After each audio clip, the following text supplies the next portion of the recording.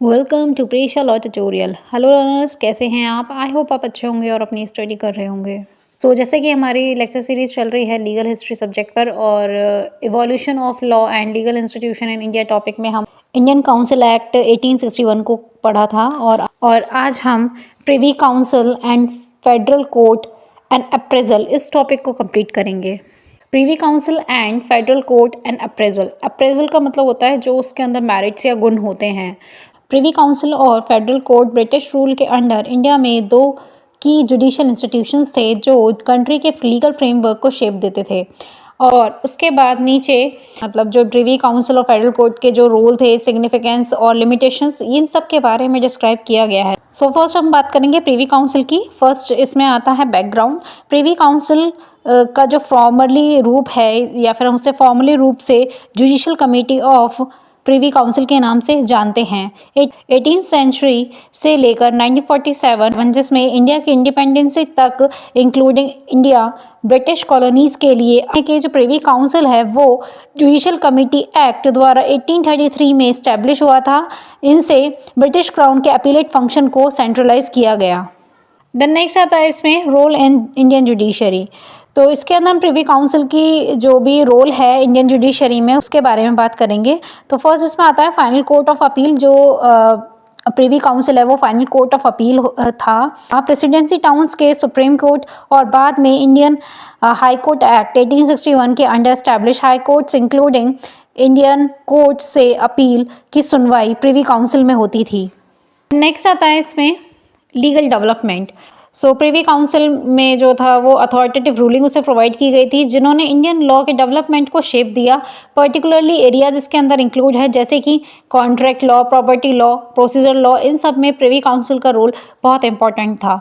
Then उसके बाद आता है यूनिफॉर्मिटी एंड प्रेसिडेंट। तो इसके अंदर ब्रिटिश इंडिया में तो प्रीवी काउंसिल जो था वो उसका रोल ये था कि ब्रिटिश इंडिया में एप्लीकेशन ऑफ लॉ में कॉन्सिस्टेंसी को इंश्योर करे और साथ ही साथ इंडियन लीगल सिस्टम को इन्फ्लुएंस करने वाले इंपॉर्टेंट प्रेसिडेंट जो प्रीवियस डिसाइडेड जो भी केसेस थे उनको स्टैब्लिश किया जाए। देन उसके बाद आता है अप्रेजल, मतलब कि प्रीवी काउंसिल का क्या अप्रेजल या क्या मेरिट था। तो फर्स्ट हम बात करेंगे इसमें मेरिट की। तो पहला मेरिट था इसका एक्सपर्टाइज।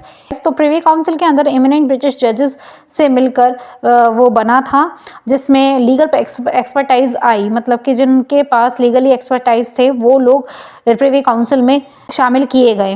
देन नेक्स्ट आता है यूनिफॉर्मिटी। इंडिया में यूनिफाइड बॉडी ऑफ लॉ के डेवलपमेंट को इसके अंदर प्रमोट किया गया। देन नेक्स्ट आता है जुडिशियल न्यूट्रलिटी। इसके अंदर प्रीवी काउंसिल जो है वो पर्टिकुलर रूप से पॉलिटिकल सेंसिटिव केस के लिए एक रिलेटिवली इम्पार्शियल फोरम के रूप में काम करता था। तो ये सारी मेरिट्स प्रीवी काउंसिल्स की थी। देन अब हम बात करेंगे लिमिटेशंस की। तो फर्स्ट आता है लिमिटेशन इसमें कॉलोनियल बायस। प्रीवी काउंसिल के डिसीजन थे उसमें अक्सर लोकल नीड्स की तुलना में कॉलोनियल इंटरेस्ट को प्रायोरिटाइज दी जाती थी। देन नेक्स्ट आता है एक्सेसिबिलिटी इश्यूज। तो इसके अंदर प्रीवी काउंसिल में अपील करना महंगा और समय लेने वाला था जिससे वेल्थी लिटिगेंट की एक्सेस लिमिट हो जाती थी। देन लास्ट लिमिटेशन आता है इसमें लैक ऑफ इंडियन रिप्रेजेंटेशन। तो इसके अंदर प्रीवी काउंसिल में जो बेंच पर इंडियन जजेस की एब्सेंस ने लोकल कॉन्टेक्चुअल अंडरस्टैंडिंग समझ को कम कर दिया था। तो इस तरीके से जो प्रीवी काउंसिल थी उसकी लिमिटेशंस थी। देन नेक्स्ट अब हम बात करेंगे फेडरल कोर्ट ऑफ इंडिया। तो फर्स्ट इसमें आएगा बैकग्राउंड। तो गवर्नमेंट ऑफ इंडिया एक्ट 1935 के अंडर एस्टैब्लिश इंडिया के फेडरल कोर्ट ने 1937 में ब्रिटिश इंडिया के अंडर अपेक्स जुडिशियल बॉडी के रूप में काम करना शुरू किया। इसमें original, appellate and advisory jurisdiction भी इंक्लूड था। उसके बाद हम बात करेंगे रोल इन इंडियन जुडिशरी, मतलब जो फेडरल कोर्ट है उसका क्या रोल था इंडियन जुडिशरी में। तो फर्स्ट आता है इसमें ओरिजिनल जुरिडिक्शन। तो इसके अंदर प्रोविंसेस के बीच और प्रोविंसेस और सेंट्रल गवर्नमेंट के बीच के डिस्प्यूट ओरिजिनल जुरिडिक्शन डील करता था। देन नेक्स्ट आता है इसमें अपीलेट जुरिडिक्शन। तो इसके अंदर हाई कोर्ट से कॉन्स्टिट्यूशनल मैटर पर अपील की सुनवाई करना फेडरल कोर्ट का काम था। देन उसके बाद आता है एडवाइजरी रोल। इसके अंदर जो गवर्नर जनरल द्वारा रेफर्ड जो लीगल क्वेश्चंस थे उस पर ओपिनियन देना फेडरल कोर्ट का काम था। इसमें ट्रांजिशन टू इंडिपेंडेंस। तो इसके अंदर फेडरल कोर्ट ने कॉन्स्टिट्यूशनल एजुडिकेशन के प्रिंसिपल को एस्टैब्लिश करके इंडिया के पोस्ट इंडिपेंडेंस मतलब इंडिपेंडेंस के बाद के सुप्रीम कोर्ट के लिए ग्राउंड वर्क तैयार किया। देन नेक्स्ट आता है इसमें अप्रेजल। तो फेडरल कोर्ट के जो मेरिट्स थे वो क्या थे, तो फर्स्ट इसमें आता है कॉन्स्टिट्यूशनल एक्सपर्टाइज। तो गवर्नमेंट ऑफ इंडिया एक्ट 1935 को इंटरप्रेट करने में फेडरल कोर्ट का जो था वो इम्पोर्टेंट रोल था। देन नेक्स्ट आता है उसके बाद फाउंडेशन ऑफ फेडरलिज्म।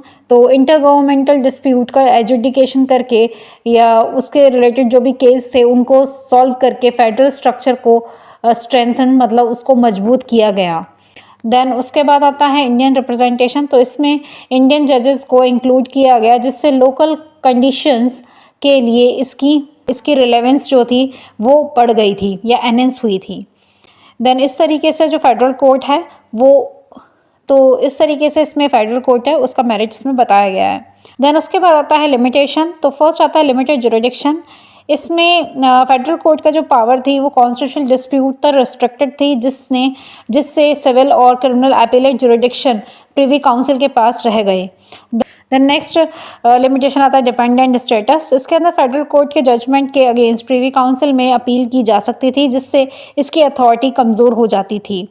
देन उसके बाद आता है कॉलोनियल फ्रेमवर्क। तो इसके अंदर ब्रिटिश कॉलोनियल गवर्नेंस जो थी उनकी कॉन्स्ट्रेंट्स के अंदर उन्हें ऑपरेट किया जाता था और इसकी ऑटोनॉमी को भी लिमिट करता था। जो फेडरल कोर्ट था उसकी जो ऑटोनॉमी थी वो लिमिट कर दी गई थी।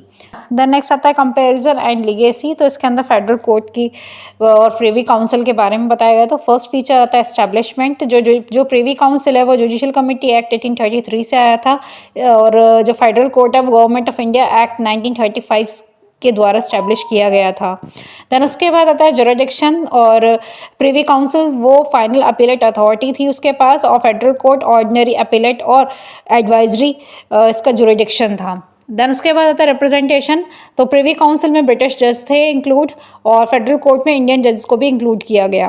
देन उसके बाद स्कोप आता है। तो प्रिवी काउंसिल डील करता था ऑल लीगल मैटर्स से और फेडरल कोर्ट तक कॉन्स्टिट्यूशनल डिस्प्यूट्स तक ही लिमिटेड था। देन उसके बाद आता है इम्पैक्ट। तो privy council uniformity in Indian law में वो यूनिफॉर्मिटी अप्लाई करते थे।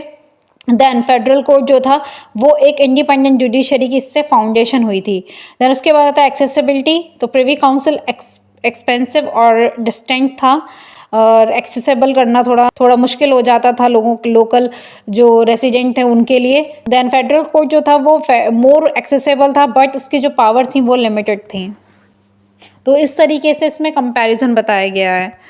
देन उसके बाद आता है पोस्ट इंडिपेंडेंस डेवलपमेंट्स क्या हुए privy council and federal courts में। तो फर्स्ट बात करते हैं हम प्रिवी काउंसिल की। तो इंडिया ने 1949 में प्रिवी काउंसिल में अपील को एबॉलिश कर दिया और 1950 में सुप्रीम कोर्ट को एस्टैब्लिश किया गया एज अपेक्स जुडिशियल बॉडी के रूप में। नेक्स्ट आता है फेडरल कोर्ट। फेडरल कोर्ट की जगह इंडिया के सुप्रीम कोर्ट ने ले ली जिसने कॉन्स्टिट्यूशन के इंटरप्रेटर और अपील की फाइनल कोर्ट के रूप में अपने रोल को इनहेरिट या विरासत में सुप्रीम कोर्ट को दे दिया। देन लास्ट में आता है कॉन्क्लूजन। तो प्रिवी काउंसिल और फेडरल कोर्ट ने इंडिया की लीगल और कॉन्स्टिट्यूशनल फ्रेमवर्क को आकार देने में सिग्निफिकेंट रोल निभाया जबकि प्रिवी काउंसिल ने इंडियन लॉ की यूनिफॉर्मिटी और इवोल्यूशन में अपना योगदान दिया जिसके कॉलोनियल बायस और इनएक्सेसिबिलिटी ने इसकी इफेक्टिवनेस को लिमिटेड कर दिया। फेडरल कोर्ट ने अपने रिस्ट्रिक्टेड जुरिडिक्शन के बावजूद इंडिया में कॉन्स्टिट्यूशनल गवर्नेंस और जुडिशियल फेडरलिज्म की फाउंडेशन रखी और साथ में मिलकर उन्होंने 1947 के बाद जो इमर्जिंग इंडिपेंडेंट जुडिशरी थी उसकी नींव रखी। आज हमारा ये जो टॉपिक है privy council and federal court and appraisal, ये टॉपिक यहीं पे कंप्लीट होता है। देन हम मिलते हैं अपने नेक्स्ट वीडियो में जिसके अंदर हम topic development of legal profession and law reporting के बारे में बात करेंगे। सो तब तक के लिए thank you for watching my videos. For more videos watch, study, like and subscribe my channel.